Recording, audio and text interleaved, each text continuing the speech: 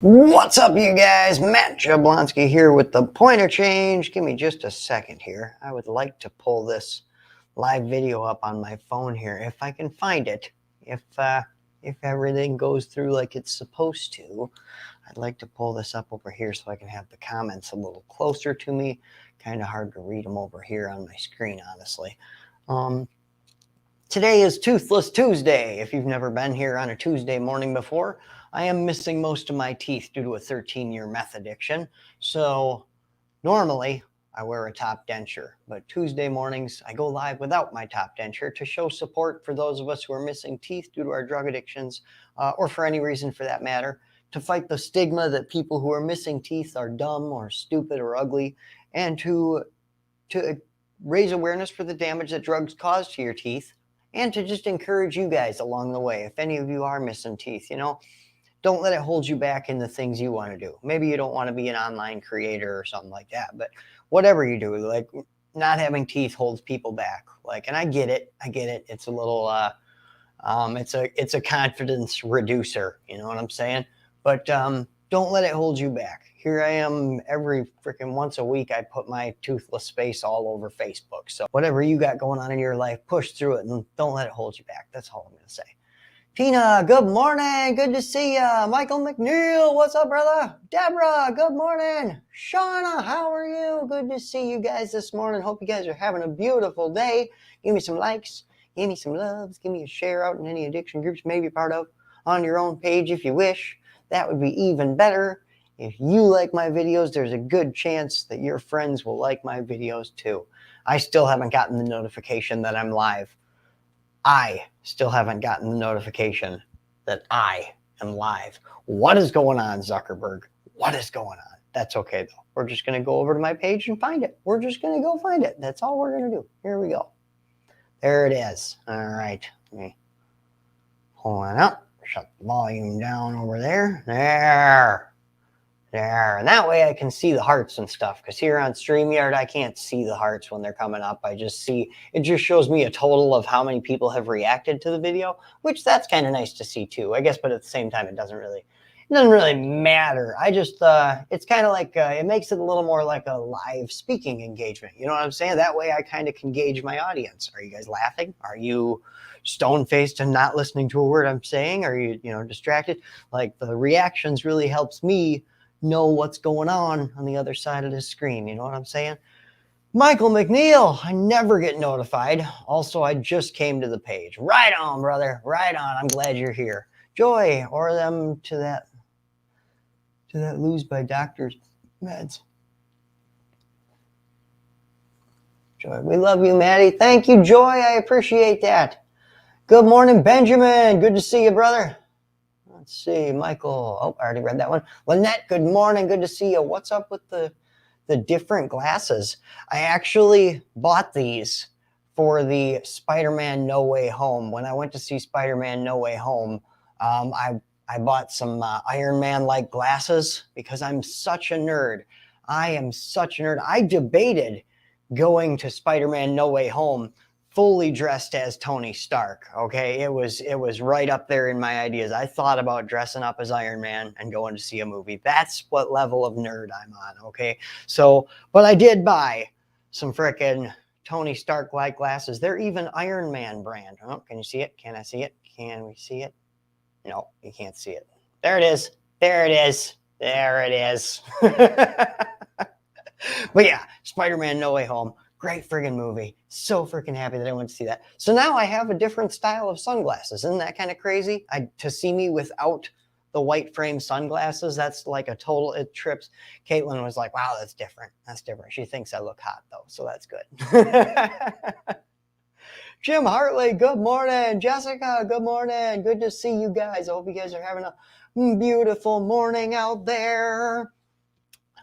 Today, I have nothing really to talk about, and that's a beautiful thing. Just having a gorgeous morning, that's for sure. It's been really chill. I got a good workout in this morning. Got up a little earlier than normal. Yeah, just chilled out and got shot some people some messages to, just wishing them well and stuff like that. So it's been a beautiful morning. I'm waiting to go get a haircut. I'm going to be going to get a haircut after this video. Tina, I'm in class, so having to watch here. Can't get my phone out.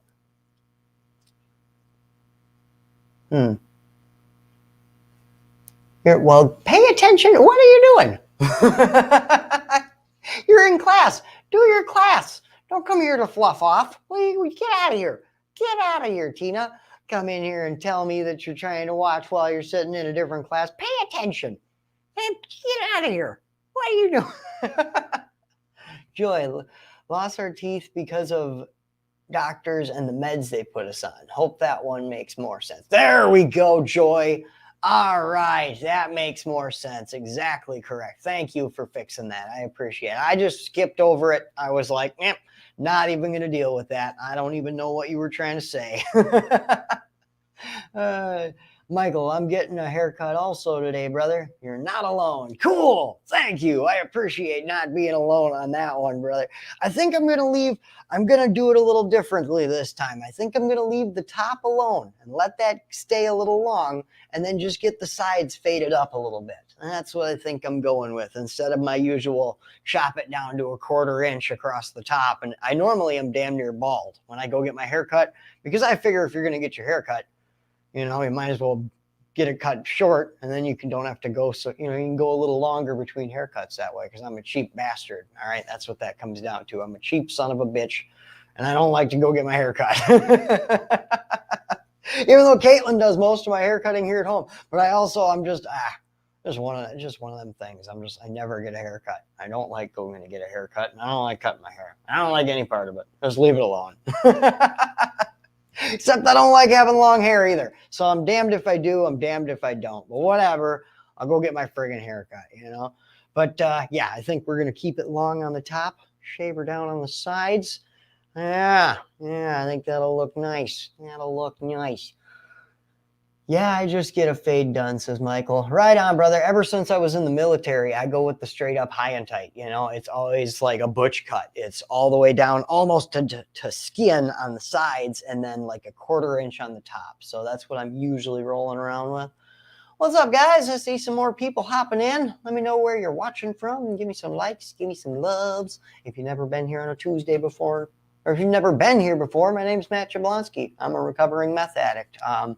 I am missing most of my teeth due to a 13-year meth addiction. So every Tuesday morning, I go live without my top denture to show support for those of us who are missing teeth due to their drug addictions or for any reason for that matter, and to fight the stigma that people who are missing their teeth are dumb or stupid or ugly. That is an idea that is perpetuated by movies, cartoons. Even when you're a kid, that idea is put in your head. In a cartoon, if you want to make a character look dumb or poor, you smack a couple of his teeth out. You know what I'm saying? So we're kind of ingrained with this thought that people who are missing teeth are dumb or they're, a lesser person, So I try to fight that stigma and come here without my top teeth and show you, because even when I was a kid, I thought that, I'd see somebody was missing teeth and I'd be like, oh, they're probably really dumb, but missing teeth doesn't mean that you're dumb.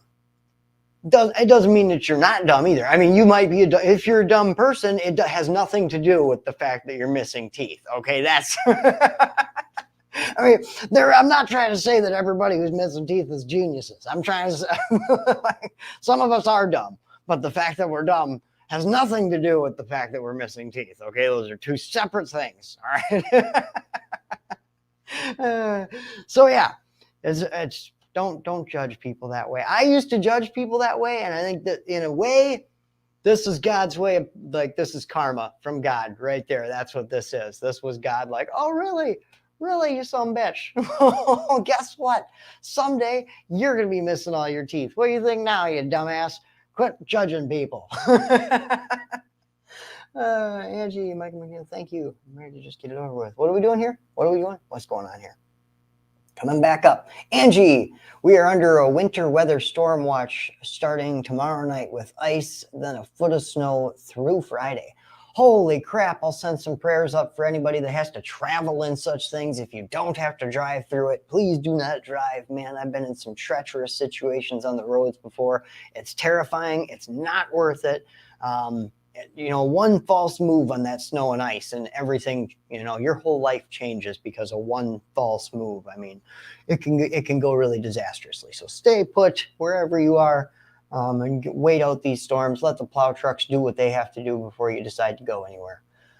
Michael, a little long on top, short on bottom is what I get done. Right on, Michael. That's pretty much what I'm going with today. I'm going to have them leave the top alone. I don't know.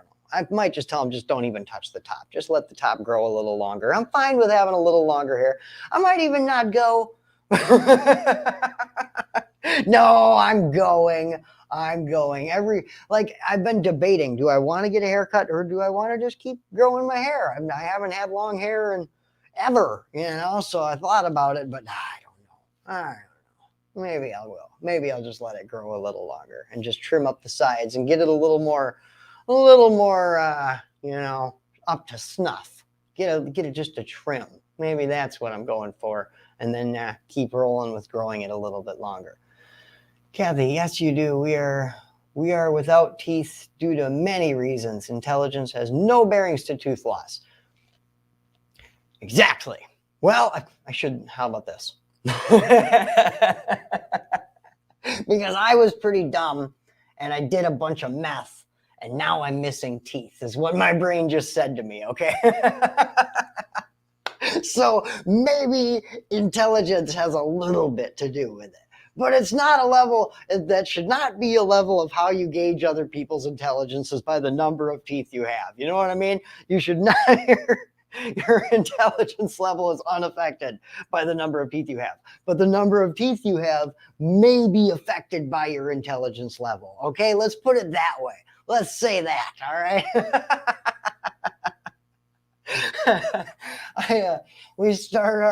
We start out bald and no teeth and in diapers and end up bald, no teeth and in diapers. Isn't that a crazy, that's, some people call that the circle of life right there, Ida. That's just the, that's just the way it is. Sometimes you go, it's like poetry almost, poetry, a common thing to do in poetry is to go back to the beginning at the end of the poem, so yeah, there you go. Life is poetry in motion, I tell you. Tina, I'm going to the dentist today for my consultation. I'm excited and nervous. Right on, Tina. Congratulations on being freaking proactive about it and getting in there and having the consultation and getting some things done, because it's not only a cosmetic issue, it is a health concern, because having bad teeth or moldy teeth or whatever you got going on, I don't mean to single anybody out. I had terrible meth mouth. Like all of my teeth were rotted right at the gums, so I am very understanding of teeth problems. But yeah, just the fact that you're getting in there and getting it done, that shows a lot of proactiveness about you, that you're looking to actually make those big steps in recovery. And that's cool. That's awesome. Don't ever let that die. Keep getting better and keep improving things. Even after this, go to the next thing and fix that thing too, just keep trucking through it.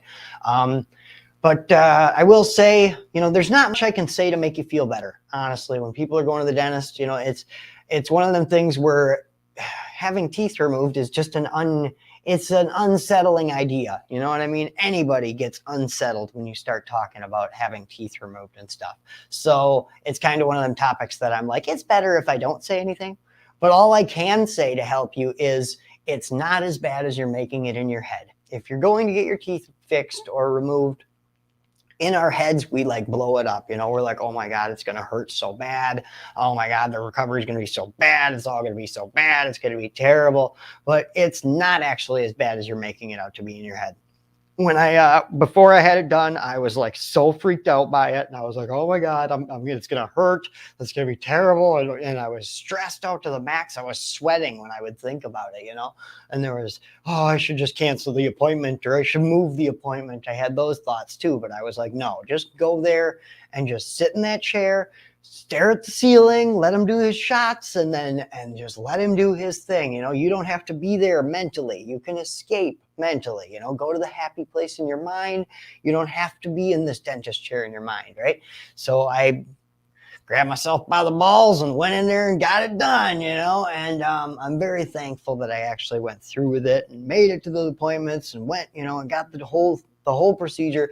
And yeah, right afterwards, I was like, that wasn't as bad as I was blowing it up to be. I had myself so freaked out. And I mean, yeah, it's not an enjoyable experience. It's not fun by any means, but I didn't feel any pain. There was a lot of pressure, and you feel pressure, and it's uncomfortable, but it's not pain. And if there is any pain, you holler a little bit, and the dentists are usually really freaking cool about stopping and, oh, whoa, whoa, whoa, are you okay? What's going on here? And so it was really awesome, and they were really nice to me. The dentist was really hospitable. They did an amazing job. Like, it's not as bad as you're going to make it out to be in your head. Tina, it's very unsettling, but I want to smile again, and that's what's pushing me through. Right on, Tina. Right on. It's like I said in that post this morning. You'll either look back and say, that's where it got too hard, so that's where I decided to stop, or you'll look back and say, that's where it got hard, but I kept freaking going, and now look at where I am. And in the moment, going through getting your teeth fixed and stuff, it's a little embarrassing, it's a little unsettling, it's a little uncomfortable. It's not a fun experience, but you just get through it, and then when you look back, it's just a faint memory, and it's this awesome thing that you went through. It becomes this awesome story you have to tell, and this awesome story that you can use to help. For me, it turned into this story that I can help so many people with. So many people reach out to me about getting their teeth fixed, and either how to get it done, or what should I do first, or who should I call, or with fears of, hey, I'm going to get my teeth removed, and I'm really freaked out, Maddie, and I let them know that it's not as bad as you're making it out to be in your head. And I'm so thankful that I went through that, so that I can share my story with other people and let them know that it's okay and you can do it too, because I ain't special, I'm just another guy. And the fact that I went through it, you can do it too. Anything I can do, you can do better, right? Lori, mine was so bad with a toothache, they pulled it and stuffed it with cotton, and then I lit a cig. That is bad, Matt. Oh, isn't that the addict mentality? Oh, isn't that the addict mentality right there? Just, man, they're like, hey, don't smoke cigarettes, all right? Just don't do it. You're going to have a dry socket. It's going to hurt. Don't smoke cigarettes. And you're like, all right, man, all right, I won't. And as soon as you get outside, you're like, fuck that. I am having a cigarette right now. I'll puff on it lightly. I'll hit it lightly. I'll just top hit it. I'll top hit it like it's a joint. I know that feeling. But yeah, if you end up freaking pulling your blood clot out because when you inhale on a cigarette, you put a lot of pressure in the inside of your mouth, a lot of pulling, suction power. And it can end up pulling that blood clot out and causing a dry socket. And it's freaking intense pain, man. So be careful. Be careful if you do decide to smoke. If you either smoke cigarettes, or if cannabis is a part of your recovery and you decide to smoke that afterwards, like, be real careful. Be real careful. You might even, if you want a cigarette instead, go get yourself like a tobacco pipe and puff a little tobacco out of a really clean pipe, so it has zero resistance. That way you'll probably end up coughing your head off, but like at least that way, you can still get your medication. Or if it's tobacco, you don't really need it. And I hope one day you quit. But I understand what it's like to smoke cigarettes, and I understand what it's like to, crave a hit of tobacco. So I'm not going to judge anybody on that one. I'm just going to give you the best way to go through it if you are going to make that choice. Instead of hitting an actual cigarette, get yourself something that's a little easier to puff on, so that you don't have to create much suction in your mouth, and then you could still smoke tobacco or smoke weed or whatever you're doing. Like when they give you the numbing shot and they say this is going to pinch a little, and you're grabbing the chair's arm so hard and your knuckles are white and your ass comes off the seat of the chair. Pinch a little my ass, that hurts. See, for me, and that's a weird thing, is like, for me, I've always been a little bit of a, I don't know, is it a sadist or a masochist, the one that likes pain a little bit? I've always been shitty like that, okay? I've always had a little bit of me that likes pain. All right, like tattoos, love getting tattoos. Little piece of me that likes pain. All right, so when I get those shots in the gums, for me, that's cool. I'm fine with that. I like it. I don't know why. Don't ask me. Don't judge me and don't ask me. All right. It's weird. I know, but I kind of enjoy it when I get shots in the gums. Weird. But maybe it's the fact that the needle is kind of coated with the Novocaine, so it kind of, it like kind of freaking numbs as it goes in, or maybe it's just the fact that I'm a freaking suicidal, depressive weirdo, and I kind of like pain. I don't know what it is, but there you go. That's all I could say. I used to self-harm and all kinds of things, so I guess it's in a way it's kind of me cheating on my recovery, because I used to like it and saying, you know what I mean? I used to like that pain. It's kind of a reminder that you're alive. It distracts you from the internal pain. It's a whole thing. But just make sure you don't take it, as long as it's not a toxic thing in your life or a self-destructive thing. I don't think there's anything wrong with that. Like tattoo therapy, you know what I mean? Anybody that's got tattoos can kind of relate to the idea of pain being therapeutic. You know what I'm saying? So I guess it's not completely outlandish to think that that would be something that puts you in somewhat of a transcendental state. And it's kind of a thing of, my body doesn't want to do this, and it's a mind over matter kind of thing. You have to step outside of your body and put your mind in a situation that you put your body in a situation that it doesn't want to be in, and mentally push through that. You know what I mean? Getting any kind of dental work done, in a way you're doing that. You're depriving your body is saying, I don't want to be hurt. I don't want to do that. And in your mind that this is a good thing. This has to be done. So you push through mind over matter and put your body in that seat and let them rip teeth out of your head. That's a freaking badass thing right there, bro. You walk into a room, gave somebody money, and told them to rip the teeth out of your face. You're a bad motherfucker. Remember that. You're awesome. Jessica, I'm good with physical pain. I can't handle the mental pain though. And dentists have a way of trigger both for me. Oh, okay. And well, the mental tough part, that's the part. I'll remind you of, if you ever been to jail. I don't know. Every time I ask that question here, I giggle. I'm like, I know a lot. Yeah, most of you probably have. You've probably been to jail. But if you've ever been either to jail, or some of us developed this through a hardcore drug addiction, dissociative disorder, where you just dissociate from what's going on around you, and you're just in your mind, you're fine with this. I've seen the meme 1,000 times, like the dog in the burning house, and it says, this is fine, That's kind of us in our active addiction, and it's us when we go to jail. When you're in jail and you kind of just dissociate from the fact that it's jail. In your mind, you kind of feel like you're at a summer camp. You're just hanging with the guys or with the girls or whatever, and you're playing cards and laughing and enjoying your time in there too. And part of it is you're just making the best of where you are, but part of it is a little bit of dissociating. You're dissociating yourself from the fact that you're in a jail cell right now because of drugs that you were doing, or dissociating yourself from the fact that you're in a crack house right now because you're addicted to drugs. Those kind of things, we go to a different place in our mind.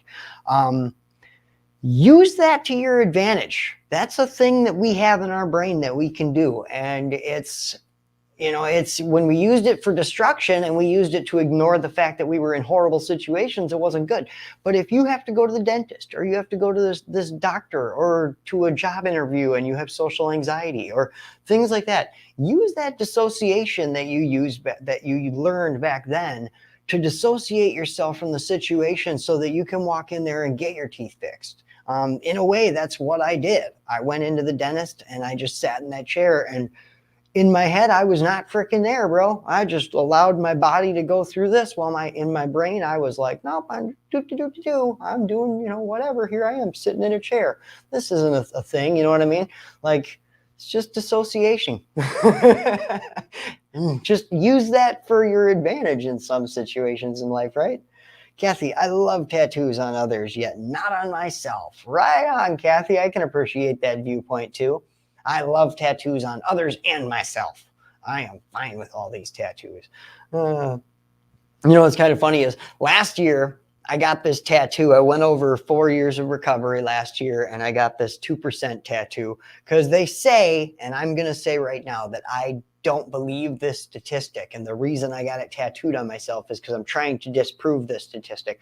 They say only 2% of meth addicts make it into long-term recovery.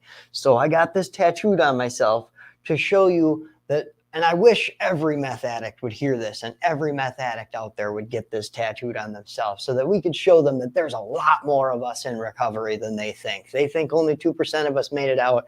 I disagree. I think a lot more made it out than that. And I think we should just shout it at the rooftops that I'm a 2%er. If it's really only 2% of us, how is there so many hands up in this room then? You know what I mean? But I went and got this for my 4-year anniversary of recovery from meth. And after I got it, then somebody else came up to me and was like, isn't it 5 years is when you're considered in long-term recovery? And I was like, is it?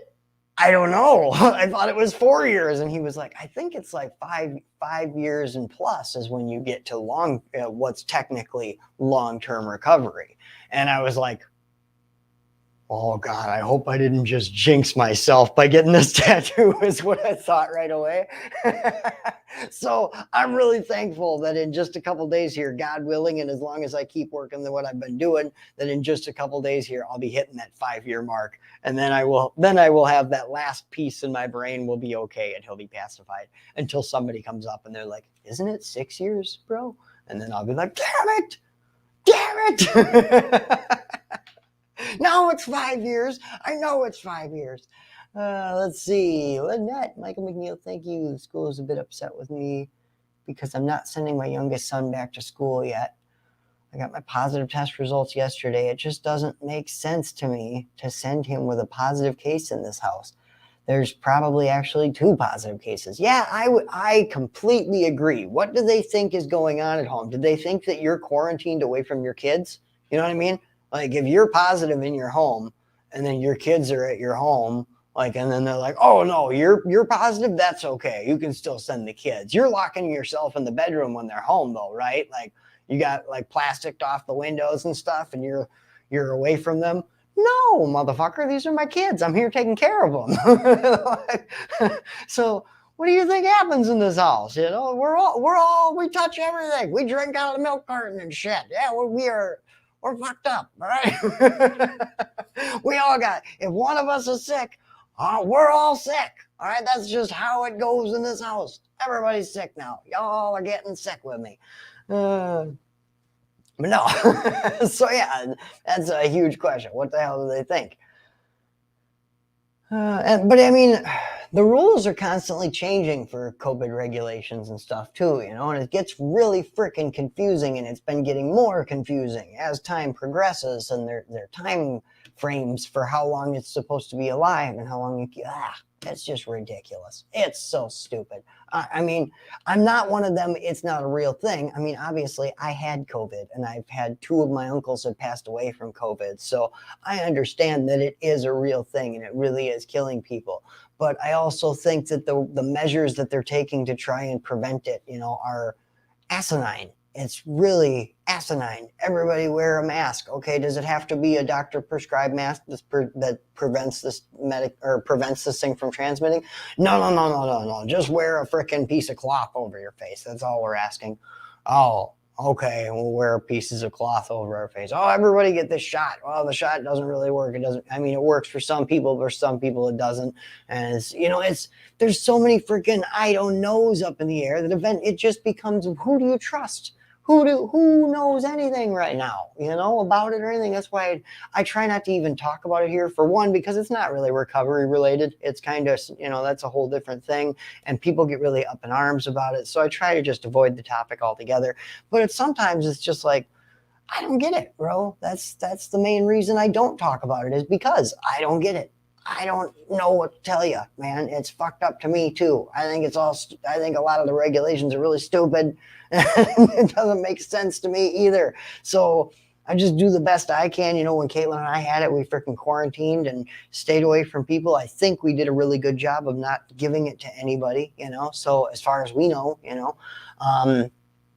yeah, we tried our best and we stayed home longer than they told us to at work too, because our work even told us, oh yeah, you guys are good to come back. And we were like, no, we're not. Like, I'm not good to go back. And she's living in the house with me. And even when she originally had it, she had it before I did. And when I was at work, they even told me, they were like, oh, just so you know, if she tests positive, you can still come to work. You don't have to miss work because she tested positive. And I was like, okay, I guess thank you, because we do need money coming in, but like, that seems weird to me that, we're a couple and you guys are going to allow me to come into work, when she's obviously got the vid. So like I said, I don't totally understand everything that's going on, and I'm not trying to start a huge debate or nothing, but I agree that it's just all weird. It's all weird, man. Lynette, my mom tested positive because her coworker went back to work on day 5 and still had symptoms. Yeah, it makes no sense. Like, they tell you, 5 days or whatever. That's what they did to me. They said 5 business days. And at the end of them 5 business days, I still freaking had so many symptoms. And I was like, no, I'm not going back in. I'm not getting anybody else freaking sick with this thing, So I was super protective. Let's see. Jessica, the last time I was at the dentist and got teeth pulled, I embarrassed the hell out of myself and haven't been back since. The anesthesiologist asked me about drugs and the one I liked the most. And I said shrooms. They gave me anesthesia, and apparently I just kept telling them about my shroom trips. Well, that's cool. I'm glad I hope that they enjoyed your stories. I really do. I hope they enjoyed them. Jessica, nothing about COVID makes sense to me, so I don't discuss it. Everything seems to contradict everything else they say. Yeah, that's exactly it. That's it. Lori, stop the mandate if you want the shot. Great. I choose not to. That's my choice. Get their shit together. Amen. Amen. I'm kind of pissed off at my job right now, honestly, because they're putting on a health insurance premium that if you're not vaccinated, your health insurance is increased by $75 a month until you get vaccinated, and then it goes back down. So they're going to charge me and Caitlin both $75 a month because we're not vaccinated. Kind of sucks. Kind of fucking stupid, man. Kathy, I agree. Choose no shot. Trust my government. Trust issues. I work with public, forced to wear masks. My coworkers have had it, yet I still work. Right on, Kathy. Yeah, that's total BS. I agree that that's insane amounts of BS.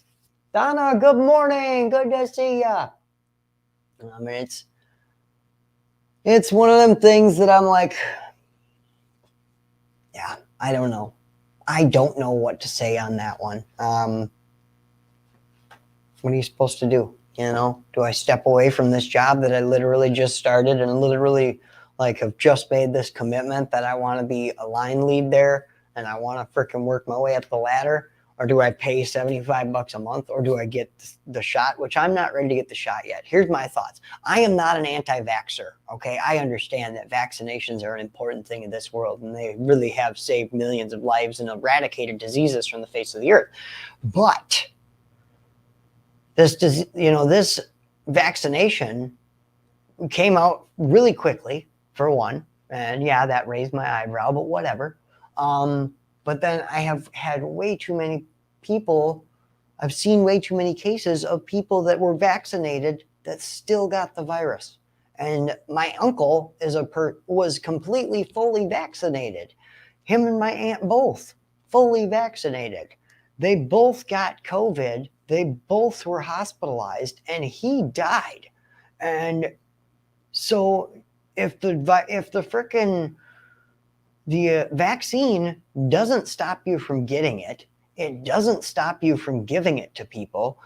For some people, it helps with the symptoms. For other people, it doesn't. But even if you don't have the vaccine, some people get lesser symptoms and some people get worse symptoms.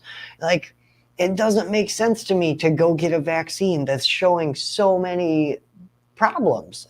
People are dying from getting it, adverse reactions that are causing terrible after effects. Like, for me, it's like I just, maybe in a few years, once they've been, I don't know, I hate to call what they're doing right now human testing, but in a way, that's what they're doing. They're just giving it to the public and testing it on people. I mean, they don't have any long-term research done on what this vaccine does to people in 10 years, what it does to you in 20 years, what it does to you down the line. They have no idea. And they're just giving it to people and then seeing what happens. And so I'm going to allow them to run their freaking unregistered human freaking testing project here for a few years.